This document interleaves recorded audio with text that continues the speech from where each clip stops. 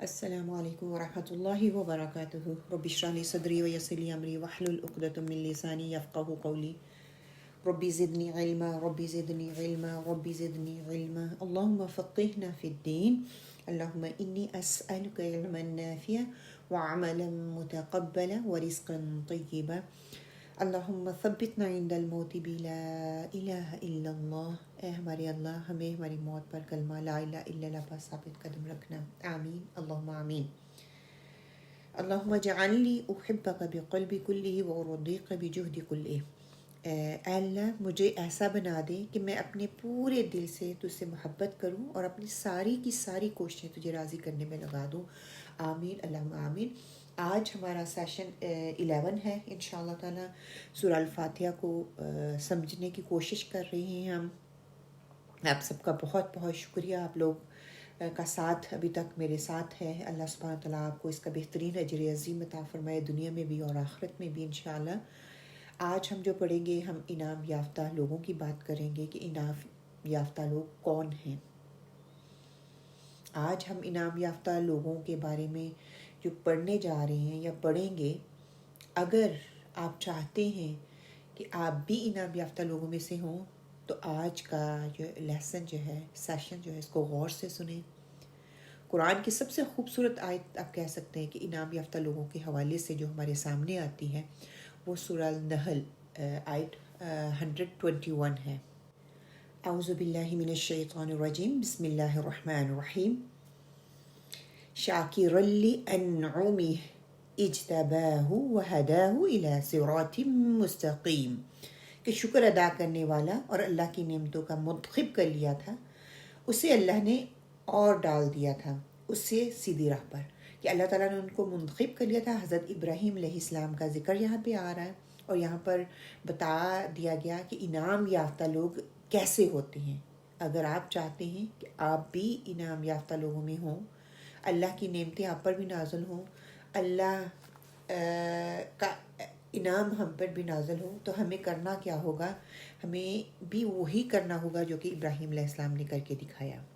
دیکھیں یہاں پر جو لفظ استعمال ہو رہا ہے نا وہ ہدایت نہیں. ہم پہلے کیا مانگ رہے تھے؟ اہدنا الصراط المستقیم. پھر آگے کہ صراط الذین انعمت علیہم. کہ ہدایت لفظ استعمال کیا جا سکتا تھا کہ ہمیں ہدایت دے ان لوگوں کے درجن کو تو نے ہدایت دی, لیکن یہاں پہ انعام کا لفظ استعمال کیا گیا ہے. ہدایت کے بجائے انعام کا لفظ استعمال کیا گیا. کیوں؟ کہ اللہ سبحانہ تعالیٰ نے کلام میں تبدیلی کیوں لے کے آئے, کیوں کی جا رہی ہے یہ تبدیلی؟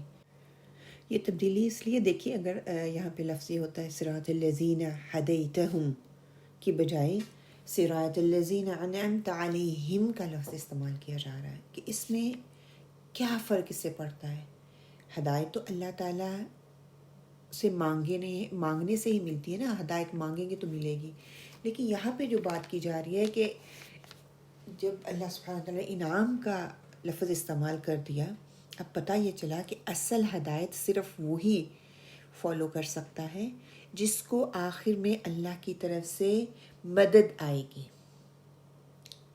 اللہ کے راستے کی طرف چلنا یا اللہ کے راستے کو فالو کرنے کے لیے اللہ کی طرف سے جس کو مدد ملے گی, اللہ کی طرف سے جس کو آسانی آئے گی. دیکھیں ہدایت کا مل جانا کافی نہیں ہوتا.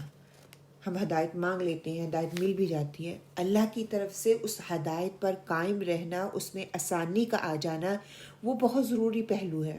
یہ تحفہ بہت لازمی ہے کہ اللہ ہمیں ہدایت دے اور ہدایت کے ساتھ ساتھ اس ہدایت پہ چلنے میں ہمارے لیے آسانی فراہم کر دے, آسانی پیدا کر دے. جہاں پر لوگوں کا جو کہہ دیا گیا نا اہدین انعمت علیہم, کہ انعام جن پر تو نے انعام کیا, ان کا نام نہیں لیا گیا, ان کو مخفی رکھا گیا, ان کو چھپایا گیا. مخفی رکھنے کا فائدہ کیا ہوا؟ دیکھیے کوئی چیز آپ سے چھپائی جا رہی ہے تو آپ کے دل میں دماغ میں تجسس آتا ہے, آپ کو دماغ میں آپ کے سوال ابھرتے ہیں. جب سوال آتا ہے تو اس کے جواز کے لیے یا اس کا جواب ڈھونڈنے کے لیے آپ کیا کرتے ہو؟ اس کی تلاش کرتے ہو. جب اس کو تلاش کرنے کے لیے نکلو گے تو اللہ سبحانہ تعالیٰ کہتے ہیں کہ ہاں ان لوگوں کا راستہ جس پر میں نے انعام کیا تلاش کرو وہ کون ہے. پھر قرآن دے دیا نا، قرآن میں بتا دیا کہ کن لوگوں پہ اللہ سبحانہ وتعالیٰ نے انعام کیا، کون لوگ انعام یافتہ ہیں. اس کو تلاش کرو، اس کے لیے نکلو تو ہدایت مل جائے گی. اب ابراہیم علیہ السلام کا یہاں پہ میں نے آیت کیوں کوٹ کیا کہ ابراہیم علیہ السلام کا ذکر کرنے کا مقصد یہی تھا کہ انہوں نے وہ راستہ اختیار کیا جو کہ بہت ہی خوبصورت راستہ تھا.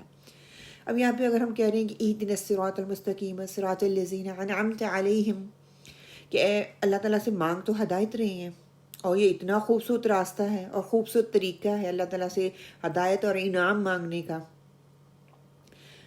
ہم بھی ویسا ہی طریقہ اختیار کریں. اگر آپ چاہتے ہیں کہ آپ ہدایت یافتہ لوگوں میں سے ہوں، آپ پر اللہ کا انعام ہو، مجھ پر اللہ کا انعام ہو، تو ہمیں کیا کرنا ہے کہ وہ شاکرین کا لفظ استعمال ہے. وہ شاکر تھے، اللہ کا شکر ادا کرنے والے تھے.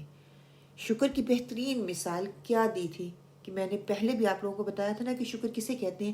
اپنی نعمت کو، اپنے ہنر کو، اپنی صلاحیتوں کو، اپنے وقت کو، اپنے ہنر کو، اپنے عمل کو یوٹیلائز کرنا. کس کے اوپر؟ انسانیت کے اوپر. انسانیت کے لیے اس کو استعمال کرنا، انسانیت کے ساتھ اس کو شیئر کرنا. تو یہ اللہ کا شکر ہے کہ جو بھی نعمت اللہ سبحانہ تعالیٰ نے آپ کو دی ہے، آپ چاہتے ہیں کہ اس رب کا شکر ادا کریں تو آپ اس کو دوسروں میں بانٹنا شروع کر دیں. اگر آپ چاہتے ہیں کہ اس میں بڑھوتی ہو، اللہ کا شکر بہتر طریقے سے کر سکیں، تو اس میں بڑھوتی تبھی ہوگی جب آپ اس کو دوسروں کے اوپر، دوسروں کے ساتھ بانٹنا شروع کر دیں گے، دوسروں کو دینا شروع کر دیں گے، اور یہ اللہ کے لیے ہو خالصتاً. میری ان تمام نعمتوں کو جو اللہ سبحانہ تعالیٰ نے مجھے دی ہیں، میں جب اس کو یوٹیلائز کروں گی اور لوگوں تک اس کو پہنچاؤں گی، جو اس سے محروم ہیں ان کو دینے کی کوشش کروں گی، نعمت کا یہ سب سے بڑا شکر ہے. واصف علی واصف رحمہ اللہ علیہ کہتے ہیں کہ نعمت کا سب سے بڑا شکر یہ ہے کہ اسے اس انسان تک پہنچا دیا جائے جو اس سے محروم ہے. سبحان اللہ. ہم کہتے ہیں کہ بس مجھے مل گئی، میں اپنے تک محدود رکھوں، جو محروم ہے وہ رہے محروم، اللہ خود ہی اس کو دے گا. ہاں، اللہ سبحانہ تعالیٰ چاہتے تو دے سکتے تھے، ان کے لیے کوئی مشکل تو نہیں تھا، لیکن وہ میرے لیے آزمائش بھی تو ہے نا، کہ انسان جس کو میں نے یہ صلاحیت، یہ عزت، یہ ہنر، یہ تعلیم، یہ بولنے کی صلاحیت، یہ کوئی بھی صلاحیت آپ کے اندر ہے، تو وہ دوسروں تک کس طرح پہنچاتا ہے اس کو. جب ہم اچھے طریقے سے اس کو پہنچائیں گے دوسروں تک، تو وہ میری نعمت، اس نعمت کا شکر ہوگا. انسانوں تک جب میں اس کو پہنچا دوں گی، دوسروں کو محروم نہیں رکھوں گی، تو یہ میرا شکر ہو جائے گا. تو یہاں پر اللہ سبحانہ وتعالیٰ ابراہیم علیہ السلام کے بارے میں بتا رہی ہیں کہ وہ اللہ تعالیٰ کی نعمتوں کا شکر ادا کرنے والے تھے، ان کو وہ یوٹیلائز کرنے والے تھے.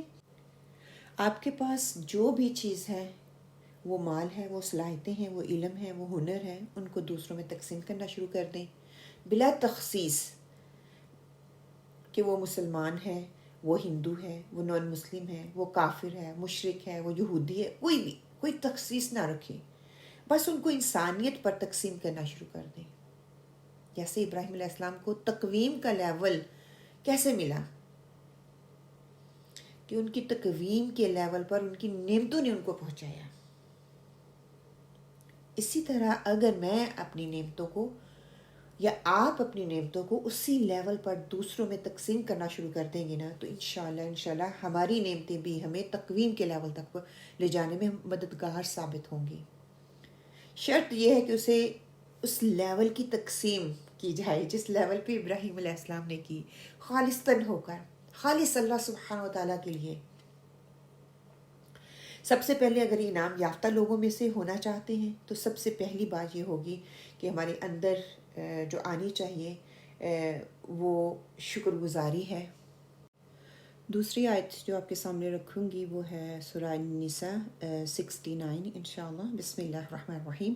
وَمَن يُطِعِ اللَّهَ وَالرَّسُولَ فَأُولَئِكَ مَعَ الَّذِينَ أَنْعَمَ اللَّهُ عَلَيْهِمْ مِنَ النَّبِيِّينَ وَالصِّدِّيقِينَ وَالشُّهَدَاءِ وَالصَّالِحِينَ وَحَسُنَ أُولَئِكَ رَفِيقًا.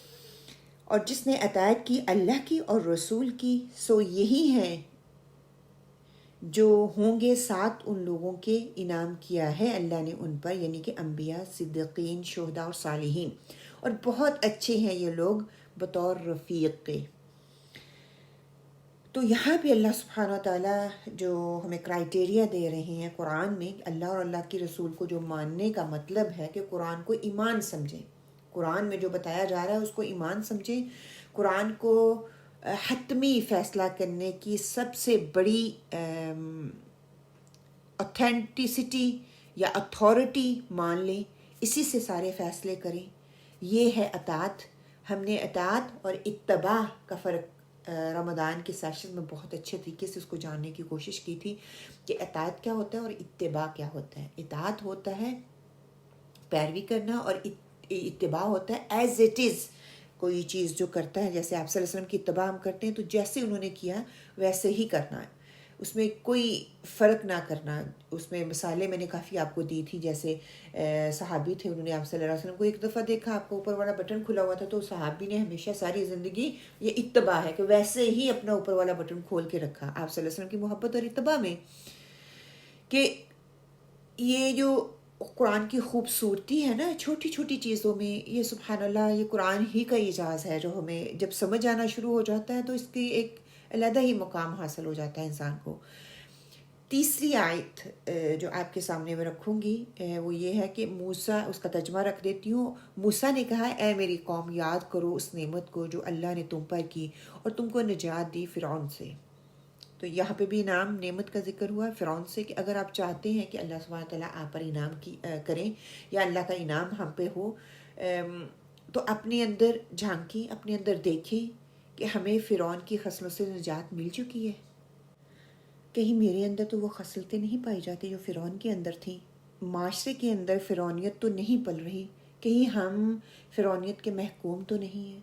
انعام یافتہ معاشرے کے اندر نعمت کا نتیجہ دیکھنا چاہتے ہیں تو کیا ہے، دیکھیں کہیں اس معاشرے میں فرعونیت تو نہیں پائی جاتی. انعام یافتہ معاشرے میں عورتوں کو بلند مقام دیا جاتا ہے. اگر آج ہم اپنے معاشرے میں دیکھیں تو نہ ماں محفوظ ہے، نہ بیٹی محفوظ ہے، نہ بہن محفوظ ہے، نہ بیوی محفوظ ہے. تو ایک آزاد اولاد کو کیسے پیدا کر سکتی ہیں؟ نعمت کا یاد کرنا یہ ہے کہ آپ اپنے ارد گرد دیکھیں معاشرے میں کیا ہو رہا ہے. اس کی جو ہے آیت سورہ القصص کی آیت نمبر 17 آپ کے سامنے رکھتی ہوں، وہ اس کا جواب دیتی ہے. اعوذ باللہ من الشیطان الرجیم، بسم اللہ الرحمن الرحیم. قال ربی بما انعمت علی فلن اکون ظہیرا للمجرمین. عرض کیا اے میرے رب جو احسان کیا ہے تو نے مجھ پر، لہٰذا میں ہرگز نہ بنوں گا مددگار مجرموں کا. کہ اگر اللہ کی نعمتوں کا شکر ادا کرنا ہے، اس آیت میں ایک پورا معاشرے کی تشکیل کیسی ہونی چاہیے وہ بتا دیا گیا. اگر ہم چاہتے ہیں کہ ہم اللہ کا انعام حاصل کریں، اللہ کا انعام ہم پر ہو، تو اس آیت کو دیکھیں. اگر آپ چاہتے ہیں کہ اللہ کی نعمت آپ پر ہو، اگر آپ چاہتے ہیں کہ ہم اہدنا الصراط المستقیم کا مشتاق پر پہنچ سکیں، آپ پر اہدنا الصراط المستقیم کا مشتاق ہو، آپ کو صراط مستقیم حاصل ہو، تو جرم کی یا مجرم کی پشت پناہی چھوڑ دیں. یہ کی ہے جو قومیں جرم کی پشت پناہی کرتی ہیں یا پرورش کرتی ہیں، فطرت ان قوموں سے زندگی چھین لیتی ہے. قرآن میں بہت سے آیات آپ کو انعام پر مل جائیں گی کہ کن لوگوں پہ اللہ نے انعام کیا، وہ کون لوگ ہیں، وہ کیسے لوگ ہیں، کون سے کام کرنے والے ہیں. مقصد صرف یہ ہے کہ ہم جانیں کہ انعام یافتہ لوگ کیسے ہوتے ہیں، معاشرے میں ان کا کردار کیسا ہونا چاہیے یا کیسا ہوتا ہے یا کیسا تھا، تاکہ ہم ان چیدہ باتوں کو چھوڑ کر وہ باتیں اپنائیں جن کو اپنانے کا حکم ہمیں قرآن دے رہے ہیں، ہمیں اللہ سبحانہ تعالیٰ دے رہے ہیں، یا حکم دیا جا رہا ہے یا دیا جاتا تھا اور دیا جا رہا ہے. اب زندہ قرآن زندہ کتاب ہے نا، جو ایک انعام یافتہ فرد پر یا معاشرے پر ہوتی ہیں، جن سے ہماری نسلیں انعام یافتہ ہو سکتی ہیں، ان پر عمل کرنے کی کوشش کریں، اس مقصد کو پہچانیں، تب اللہ تعالیٰ کا انعام ہم پہ ہوگا. صرف نمازوں میں اس آیت کا تکرار کر لینے سے ہمیں وہ مقام حاصل نہیں ہوگا، ہمیں وہ چیز نہیں ملے گی۔ دیکھیں ہمارے معاشرے میں کیا چیزیں پرورش پا رہی ہیں، جگہ جگہ پہ جرم ہو رہے ہیں، جگہ جگہ پہ لوگوں کی تذلیل کی جا رہی ہے، لوگوں کو نیچا دکھایا جا رہا ہے، کسی کی عزت نہیں ہے، سب کو محکوم بنایا جا رہا ہے۔ تو وہاں پہ اللہ تعالیٰ کا انعام کیسے ہوگا؟ ہمیں ان ساری چیزوں سے اوپر ابھر کر ان کاموں کو اپنانا ہے جو کہ آپ صلی اللہ علیہ وسلم نے کیے، قرآن ہمیں بتاتا ہے اور وہ تعلیمات دیتا ہے۔ ربنا تقبل منا انك انت السميع العليم وتب علينا انك انت التواب الرحيم وقولوا قولي هذا واستغفر الله لي ولكم۔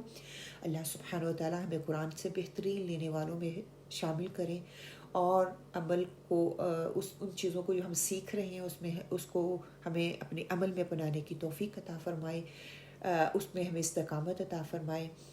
جو حق اور سچ تھا وہ قرآن کا ہے، اللہ کی بات ہے، اور اگر کوئی ایسی ویسی بات مجھ سے نکل آتی ہے جو کہ میری طرف سے ہے، اللہ سبحانہ تعالیٰ سے دعا ہے کہ اللہ سبحانہ تعالیٰ اس پہ پکڑ نہ کرے، اللہ سبحانہ تعالیٰ مجھے اس پہ معاف فرما دے، اور وہ چیز ہمارے دلوں پہ راسخ نہ ہو، بلکہ وہ چیز ہمارے دلوں پہ راسخ ہو جو کہ حق اور سچ ہے، جو قرآن کی بات ہے، جو اللہ کی بات ہے، جو آپ صلی اللہ علیہ وآلہ وسلم کی بات ہے۔ کوئی بھی چیز آپ کو اچھی لگے، محسوس ہو کہ اس سے آپ کو فائدہ ہو رہا ہے، تو پلیز اس کو دوسروں تک ضرور شیئر کریں تاکہ دوسرے بھی اس سے فائدہ اٹھا سکیں۔ جزاکم اللہ خیرا کثیرا۔ السلام علیکم ورحمۃ اللہ۔